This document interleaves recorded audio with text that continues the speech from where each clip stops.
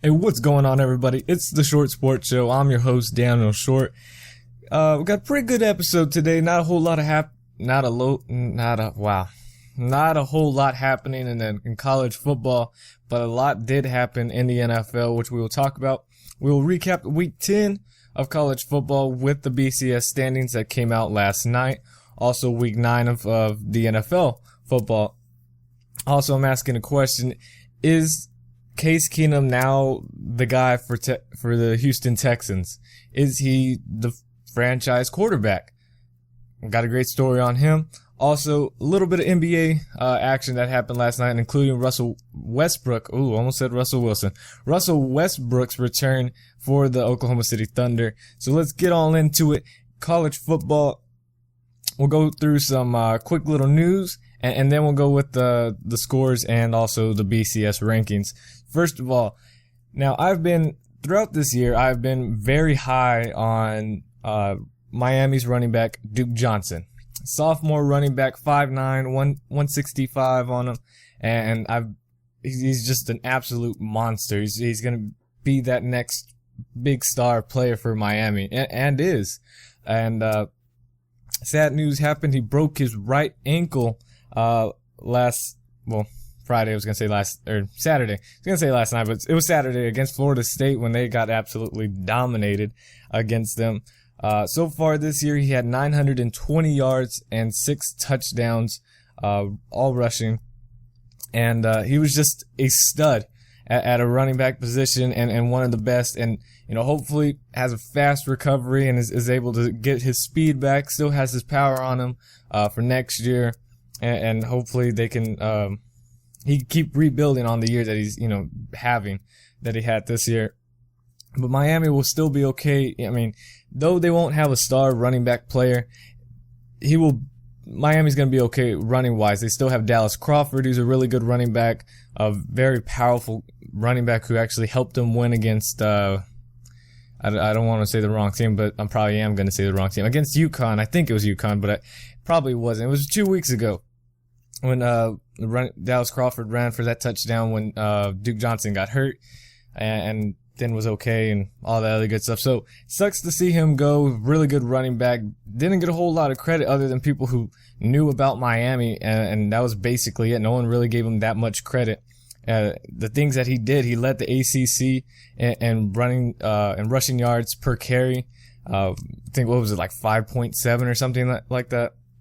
Absolute monster, and it's going to suck that Miami lost him this year. Also, Missouri quarterback James Franklin is set to return this week against Kentucky. But backup quarterback, I hope I say his name right, Matty Monk, something like that. I don't know. He's a freshman quarterback for Missouri, and that guy is pretty good too. He's done a good job in replacement for James Franklin with 748 yards passing and 5 touchdowns to 2 interceptions.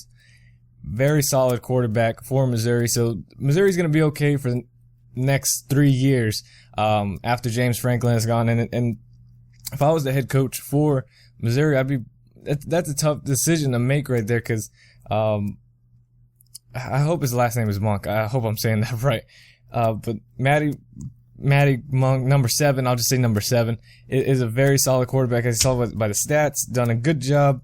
He did lose against South Carolina in that 2 overtime game. But other than that, he's done a great job throughout the year for replacing James Franklin. James Franklin has also done a really good job this year. So you're put in a tough decision to either bring back James Franklin, who is a senior. He's got the leadership, he's got the the experience, all that other stuff. Just come back and start playing against some very tough teams down the stretch in the SEC, or you stick to your freshman quarterback who has just a few games under his belt and play him through some tough teams and telling him, hey, if you get in a bad situation, we're going to have to pull you out and bring in James Franklin. That's where I would go. I think I start number 7, put him in the game. That way he builds up a little bit of confidence. But what I would do game week, say, it's quarterback competition, blah, blah, blah, just so everybody's into it. Other team doesn't know. Start Matty because they're probably expecting James Franklin to come back. And if he, starts making some bad decisions, has bad first quarter, then you go and say, Franklin, you're in, blah, blah, blah, go in there and help seal the deal. That's what I would do. Even though I like James Franklin a lot, he's got the leadership, like I just said, all that other good stuff. But number 7 has done a really good job, and especially because you're going to have him for the next 2 to 3 years, depending on how he does. That's a guy you want to say, hey, we're going to start you over as senior in this tough stretch. What are you going to do? And build up that confidence for him, and moving forward is a huge thing for that guy. Because I bet he's already thinking they're going to give it to James Franklin. They already told him that he was on a short leash anyways. That would be huge confidence in him to say, you're the starting quarterback, go out there and do your job. I don't know. That's my little coaching for the week. We'll go down the scores. Not a whole lot happened this week for college football. There was only one good game, and that was about it. All the other games were just boring, just kind of, hey, if you have time, go ahead and watch it, but if not, it ain't gonna kill you. The best game that was on, which was kind of a blowout, which I did predict, so I am gonna go out there, and I said, I was close to the score too. I think I said 35-14. Final score, Florida State versus Miami. Final score was 41-14. It was close in the first half, and then Florida State just dominated towards the second, which I did say was going to happen. So yeah, that was the only good game, and it was a blowout too. It was still a good game. I'm not going to take that away, but was it a competitive game? No. Also, Oklahoma State defeated Texas Tech 52-34. And other than those two games right there, in this game, Michigan State held Michigan to negative 48 rushing yards in a 29-6 win. Negative 48 rushing yards. That Michigan State defense is legit, and I don't know how they're not higher ranked. I've seen the BCS standings, but I didn't look where Michigan State is. They better be in the top 15 team. Better be a top 15 team. I know their offense is lacking, but defensively is the best. They have to be the best defense in college football. I know Michigan, I'm not saying, Michigan Michigan's a great team, blah, blah, blah. No, I'm not saying that. It's just their defense has just performed crazy good this year. I don't know. It's amazing to watch how good they are. And they've only lost one game. So, that tells you they're a pretty solid team. So, we'll go ahead and go into the BCS standings, but what I wanted to say was all the other scores, all the other ranked teams won. A&M won against poor little UTEP by 50 points. Come on, really?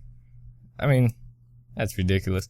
All those teams won, all the ranked teams won, and Notre Dame barely escaped Navy. I think the score was 38-34 was the final score. Notre Dame is always playing close games with these, Air Force, Army, Navy type schools.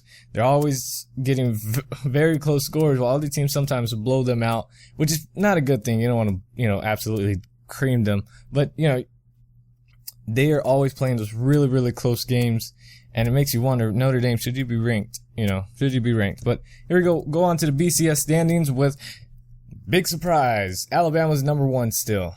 Not really. So Alabama stays at number 1. Now Florida State jumps Oregon again to take the number 2 spot. Oregon goes to number 3. Ohio State at 4. Stanford at 5. And I think that's what we're going to be seeing back to back. I think you're going to see, because Florida State, if they even play next week, they, which we'll talk about Friday for the what to watch for, blah, blah, blah. You'll see that Oregon's most likely, if they beat Stanford, because Oregon plays Stanford this upcoming week. I know that for sure. I've been off on some of the games, but that's ESPN's fault, not mine. Oregon plays Stanford this week, and if Oregon beats Stanford, Oregon's got to take that number 2 seed, because Florida State's going to either play, someone that's not ranked. So, most likely we'll see another jump in action again.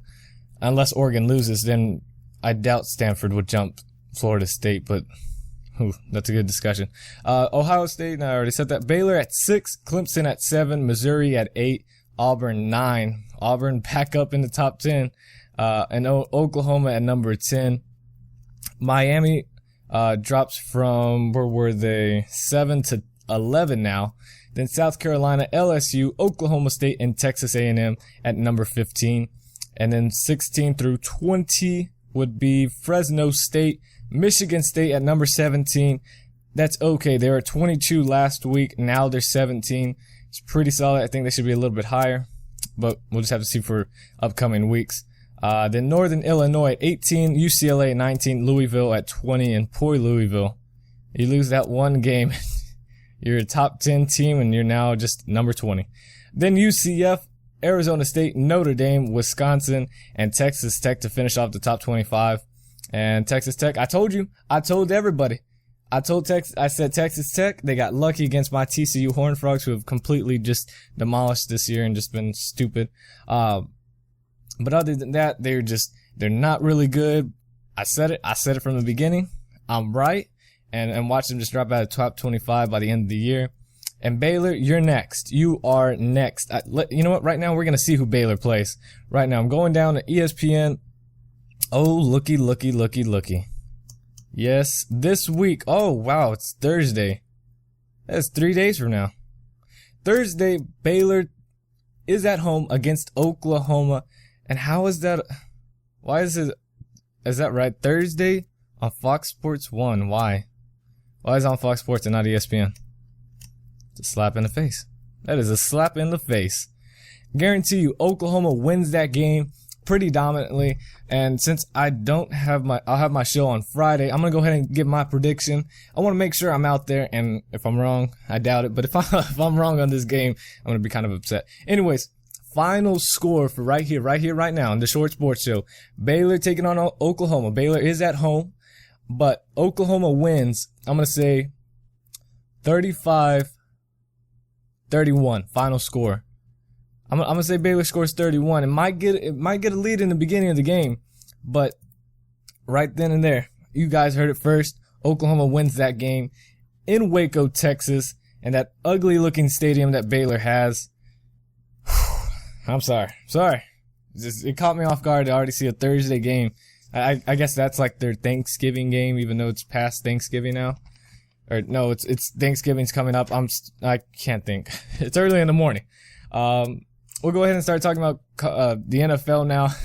College football, again, there wasn't a whole lot going on, but apparently there's a lot going on this week. So I'm gonna get prepared. I'm gonna get some popcorn. I'm excited. I'm excited. Here we go. NFL, Jack Del Rio is now the head coach for the Broncos for now, as head coach John Fox is taking an leave of absence due to surgery to replace a valve in his heart. No timetable is set to when he will return. Probably late in the year, or we're at week 9 right now, so probably, and this is just off the top of my head right now. I did read the story, but I didn't see any timetable when he would return. If he even does. Probably looking at week 15, week 16, maybe week 17. If it's week 17, I bet they just hold him out to the playoffs. Or just put him up in the booth or something like that. So Jack Del Rio, you're back as a head coach. He was a head coach at Jacksonville before he came here to Denver, and was 69-72 as a head coach. But again, it was Jacksonville. But he did bring him to the playoffs. Something I don't think any other head coach has done, because I don't know how long Jacksonville's been there. They've only been there since '99, right? Don't know. All right, and again, head coaches in the NFL just had a bad week this week, with Texans head coach Gary Kubiak collapsed literally at the end of the first half, going into halftime, going to the locker rooms. He collapsed in last night's game against the Indianapolis Colts. Was taken to a local hospital for more tests. They did release it was not a heart attack, so that is a good thing, but he did have stroke-like symptoms when it was, after they did running some tests on him. But who is going to be the interim head coach? Now we know for Denver it's going to be Jack Del Rio, but who is it going to be for the Texans? Now you're probably thinking, oh, it's got to be Wade Phillips. He's got the head coaching experience. And to be honest, that's who I thought. But then I realized last night, after having a lead against the Colts, and Andre Johnson, thank you. You helped me win my fantasy. Awesome. 3 touchdowns 200 and something yard, or 300, 200, I don't know. Something like that. Awesome. Thank you. Anyways, but they had an 18-point lead and gave it up just like that. I hope you heard that snap. I don't know if you did. If not, oh well. Against the Colts. Colts came back and won the game 27-24. Is that right? Is that 27-24? Let me scroll. I'm a genius. 27-24 was the final score. So you're thinking, well, if you gave up that lead just like that, why do you want him to be your head coach? Now, do I think he still will get the interim head coach job? Yes, I think he still will. Unless, next week, if he does get it, then next week, when whoever they play and they lose really bad or lose another lead, then you probably will see another change in the interim head coach. Because I don't see Gary Kubiak coming back for another 3 to 4, maybe 5 weeks. And especially depending on how the season goes, they're already 2-6 now. So things are not really looking good for Houston after past 2 years doing really good. So prayers go out to Gary Kubiak and John Fox and quick return. Now, John Fox, I'm not going to say anything mean about you. I'm a Chargers fan. And, good thing is Peyton Manning is already the head coach of the Broncos anyways. He's the one that is the offensive genius. So Jack Del Rio, keep focusing on the defense. Peyton Manning's got the offense. Don't worry about it. So I guess there's nothing else to say about that. I'm scared. As Chargers played the Denver Broncos this Sunday. Cross your fingers. It's not that bad of a score. Also, Bills quarterback E.J. Manuel is clear to return next week against the Pittsburgh Steelers. And silly old me, I thought he was already cleared for this week. That's why I had said the Bills would beat the Kansas City Chiefs. Now, let me just see how I'm going to phrase this. The Bills did come close against the Chiefs in the first half. That was a very close game. I was looking at it on my phone, and I was like, oh man, Bills can do it. They're not starting E.J. Manuel or Thad Lewis. They're starting some guy named Jeff Toole or something like that out of nowhere. I don't know who this guy is. I think he started, 2 weeks ago or something like that. So I'm like, oh, great. This, Bills aren't going to win. And then I saw the score. I was like, oh, it's close. And then some turnovers happened. Things didn't go the Buffalo Bills' way. So I stick by the decision of them having to win. I think if E.J. Manuel was healthy and was playing, I'm pretty sure, I'm about 85% sure Bills could have won. Maybe that's just me being crazy and just being off on so many predictions so far. I've already lost my mind. I don't know. But I'm a fan of E.J. Manuel again, so that is why. And also, other news, Giants running back David Wilson to have a second MRI on his neck. He's been out since October 6th when the Giants played the Eagles. And we'll find out whether he will play the rest of the year or just sit out the rest of the year. So, David Wilson, you've already had a bad year. Your first few games, if you only played 2, I don't really remember. You fumbled a whole lot. You fumbled your whole career, basically. So it's better probably just to sit out, work on that, and not eat so much popcorn and before the games because you're pretty bad and you messed up a whole lot of people's fantasies. Thankfully, I did not draft him. Not a fan of him. But we'll go ahead and go on to the NFL scores. That was basically it for the news. And we'll start off with my San Diego Chargers. Okay. I didn't get to watch the game. I will watch in just a little bit. I have that Game Pass on the NFL.com, blah, blah, blah. You type it in and you watch it without any commercials. And I did see the ending, though, and I was a little upset. Actually, I was a lot upset. San Diego Chargers lost the game against the Redskins 30-24. Now, defensively, the Chargers played really bad. Robert Griffin, 291 yards, no touchdowns, and I think an interception that was returned for a pick 6.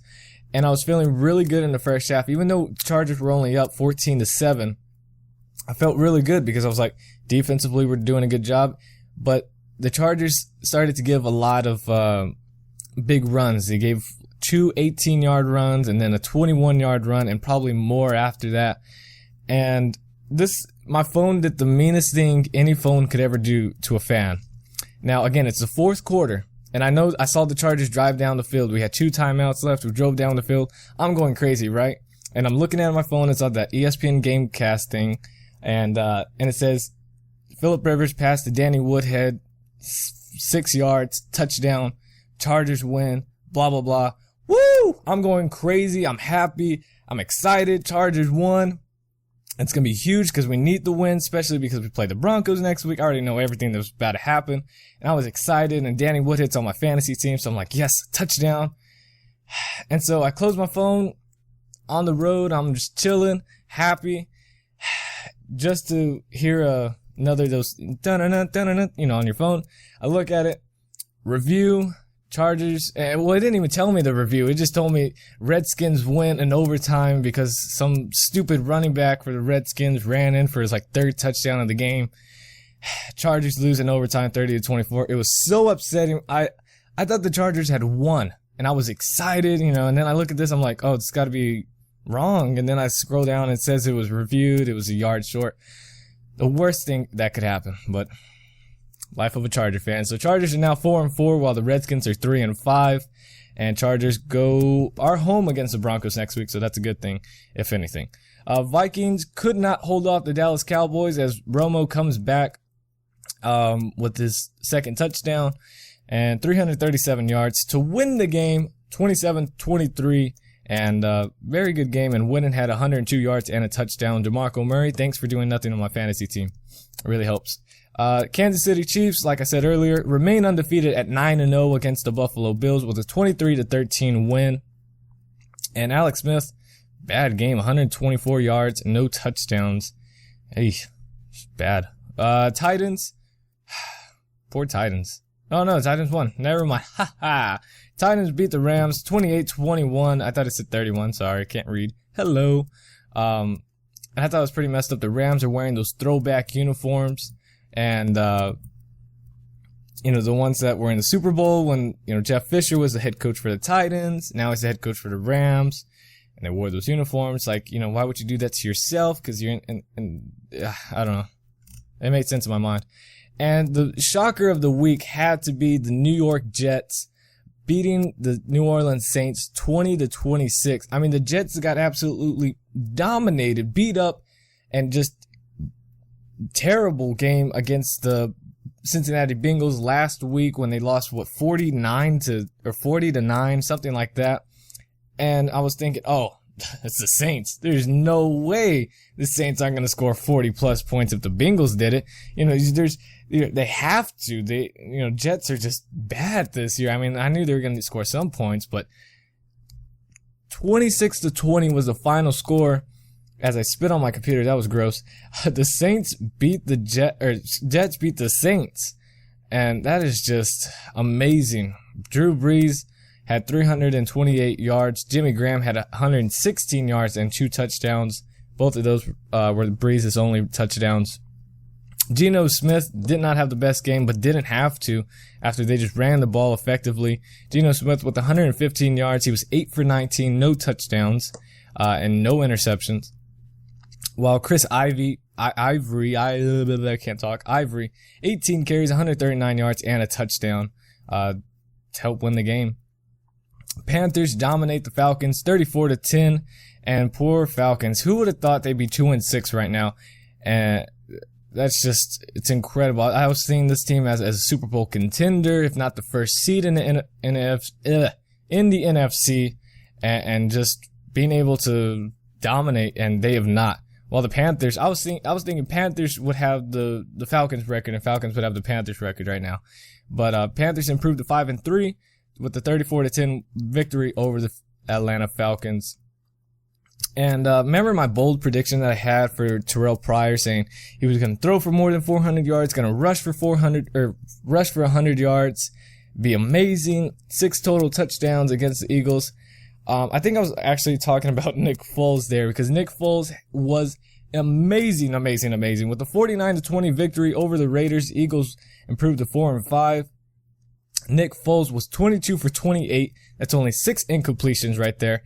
406 yards and 7 touchdowns, no interceptions.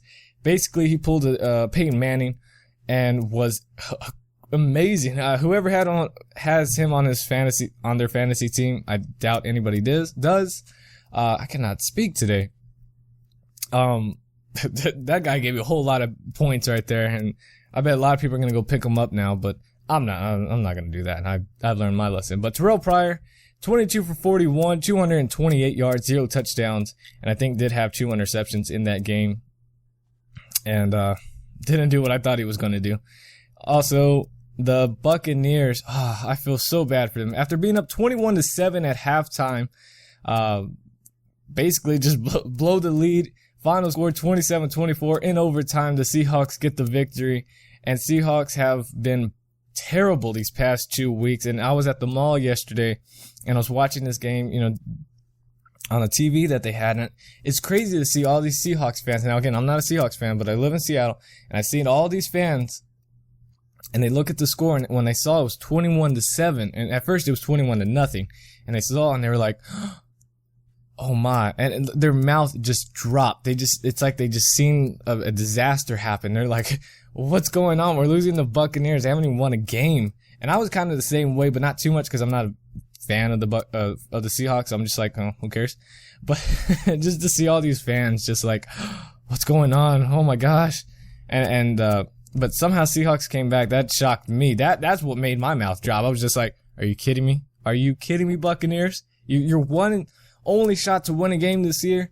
It's against the top team in the NFL, and you blow it just like that. So, but I do not see the Seahawks, even though they are 8-1, they are more like a team that is about 5-3, right? So, yeah, but they look like a 5-3 team, if anything. I know they play 9 games, but hit 5, 8, and 5, 6, 7, 8. Okay, 6-3, whatever. All right, I didn't know they had a bye week.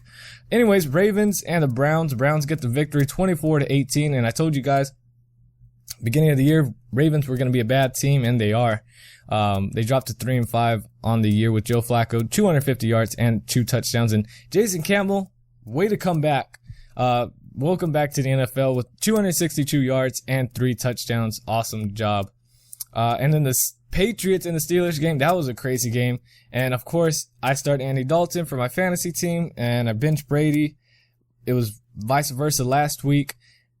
And Brady goes 432 yards and 4 touchdowns. I don't think he had an interception, but he might have. And Stephen Ridley had 115 yards and two touchdowns. Final score, Patriots 55, Steelers 31. Patriots improved to 7-2 on the year. And we talked about the Colts and Texans. And tonight's game is Monday Night Football with the Chicago Bears visiting the Green Bay Packers. Bears are 4-3 and Packers are 5-2 on the year. Watch it on ESPN at 5:30 Pacific time. Hey, what's going on, guys? So my thing cut out. Don't know what exactly happened. I was on ESPN, switched back to my other page, and it shut down. So this is just a continuation of episode 19, if you guys are listening to it. So we just went through the scores. This won't be 30 minutes. I don't know what just happened. So hopefully that other episode is saved. If not, that sucks. NBA action happened last night with Minnesota Timberwolves improving to 3-0 after that makes sense. After a 109-100 win over the New York Knicks. Also, Russell Westbrook, not Russell Wilson. I underlined Westbrook twice. I was just like, scratch. Scores 21 in return for the Thunder to beat the Phoenix Suns 103-96. Also, the Celtics dropped to 0-3 this year with a loss to the Detroit Pistons 87-77. And no other news other than that. But tonight's games, we have Minnesota at Cleveland. Minnesota, like I said, 3-0. Also, Golden State on the road at the Philadelphia 76ers. And Boston at Memphis. Ooh, Boston is just, I know you're bad, but geez, not that bad. And also the Houston Clippers. Houston Rockets. God, I was about to say the Astros this time. Houston Rockets at the LA Clippers tonight, which will be the best game on tonight. So that was it for the show, and I really hope it's saved. I don't think it saved the other episode. If not, then I will, I guess, redo it. I don't know what happened with my connection. I think it just dropped out, and now it erased the entire episode, which I hope did not happen. But again, we will be back next week. Or not next week, excuse me. This Friday. Go 10 a.m. Pacific time. I had to do it at 9 a.m. because other things planned. But 10 a.m. Pacific time this Friday on Spreaker.com. Make sure you guys follow on Spreaker.com to listen to more. And also if you missed this episode or any other episodes, go on YouTube.com, type in the Short Sports Show, and subscribe, like, and favorite. I also have other exclusive videos to subscribers of, and that great plug right there. And you can't even think of what you were saying, Daniel. You, subscribe on that, and also you see other videos that you can watch of discussion videos where I want to hear what you guys have to say, talking about, Jameis Winston, a Florida State quarterback, and also Marcus Mariota, Oregon's quarterback, and a few other videos on YouTube.com. So make sure you guys check that out. And also follow me on Facebook, Short Sports Show, like it on there, other things like that. And also on Twitter at short_sports24-7 to follow me on Twitter. And that looks like that is it for the show, and I'm not going to throw away my notes because if the thing did not save, then I got to do this again. So I hope you guys enjoyed, and I will see you guys in the next episode, really. Friday, Spreaker.com, 10 a.m. Pacific time. See you guys then. Thank you guys for listening, and I will see you guys then.